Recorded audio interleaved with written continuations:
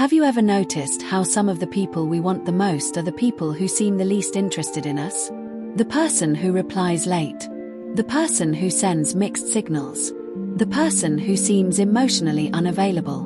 And yet, instead of losing interest, we often become even more attached. Why does this happen? The answer lies deep within human psychology.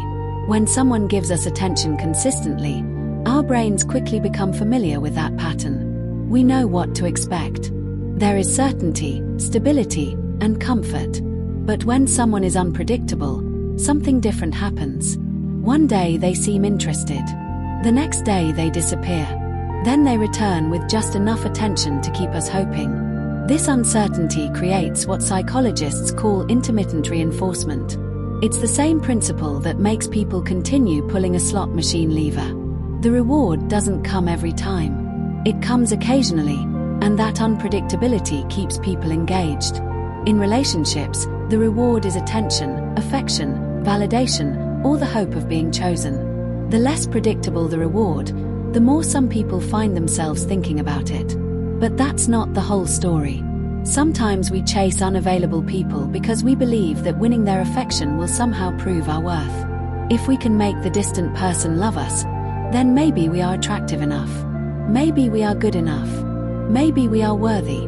Without realizing it, we turn the relationship into a test of our value. The problem is that another person's inability to commit has very little to do with our worth as human beings.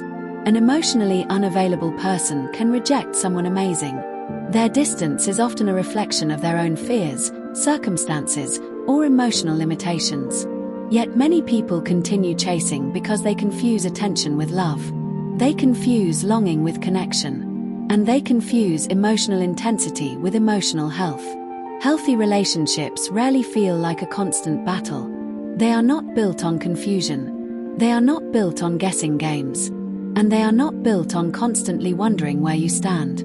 A healthy relationship allows you to feel secure, respected, and valued. So if you find yourself obsessing over someone who gives you very little in return, ask yourself one question. Do I genuinely want this person? Or do I simply want the validation of being chosen by them? The answer could change everything. Because real love is not about convincing someone to see your value. It's about recognizing your value even when someone else cannot. And sometimes, the most powerful thing you can do is stop chasing and start choosing yourself. But there is another reason letting go feels so difficult. It has less to do with the other person and more to do with what is happening inside your brain. Whenever we receive attention from someone we like, the brain releases dopamine, a neurotransmitter associated with motivation, anticipation, and reward. Many people think dopamine is the chemical that makes us feel pleasure. But dopamine is actually more connected to wanting than liking. It is the reason you keep checking your phone. It is the reason you replay conversations in your head. And it is the reason you keep hoping for the next message. When someone is consistently available, the brain eventually adapts to that pattern. But when someone is unpredictable, the dopamine system becomes even more active. The brain starts focusing on the possibility of a reward rather than the reward itself. This is why people often become obsessed with someone who gives them very little attention. They are not necessarily addicted to the person. They may be addicted to the anticipation. And anticipation can be incredibly powerful. In some cases, the brain begins to associate that person's text messages, social media activity, or even their name with the expectation of a reward. Over time, simply seeing their profile picture can trigger emotional reactions. That is why moving on is often more difficult than people expect. You are not only letting go of a person, you are breaking a mental and emotional habit that your brain has been reinforcing for weeks, months, or even years. The good news is that the brain can adapt. The same brain that learned to crave someone's attention can learn to focus on healthier sources of fulfillment.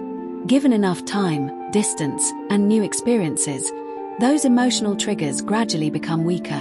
What once felt impossible to live without eventually becomes a memory rather than a need. If you enjoyed this video, don't forget to like, subscribe, and turn on notifications for more psychology and self-improvement content.